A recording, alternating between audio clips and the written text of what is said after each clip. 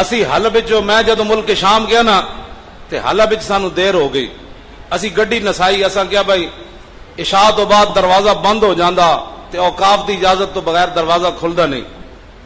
اسی گڈی بجا بجا کے آئے تے پتہ ہے خالد بن ولید پھر خود اس دا ہاتھ نپی رکھیا، اسی دروازے تے جدو مسجد تے پہنچے نا، مسجد خالد دے دروازے تے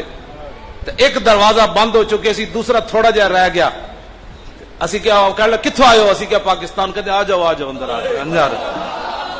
میں انہوں کیا ایویں نہیں ہے، روک کے کھڑا سی، خالد بن ولید ہاتھ نپ کے کھڑے سن، میرے مہمان آ رہے ہوئے دروازہ نہ بند ہون دے۔ ہاں جی توجہ، اسی اندر جا کے وضو کیتا، خالد بن ولید دا مزار مبارک مسجد دے اس کونے ہوتے، بڑی بڑی مسجد سلطان سلیم بنائی تے مسجد دے اندر گنبد بنے ہوا خالد بن ولید دے مزار تے، جماعت ہوئی، میں پھر دوڑ کے خالد بن ولید دے مزار نال اے موڈا لایا سجا،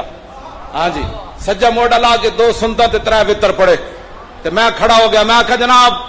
بڑا کمینہ آدمی ہے، پاکستانوں آیا، ہر ویلے ٹنگا کمدیاں راندیاں،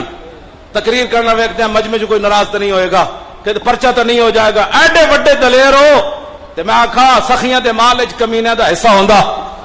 تے سانو بھی کوئی تھوڑی جی دلیری بادشاہ دے دیو۔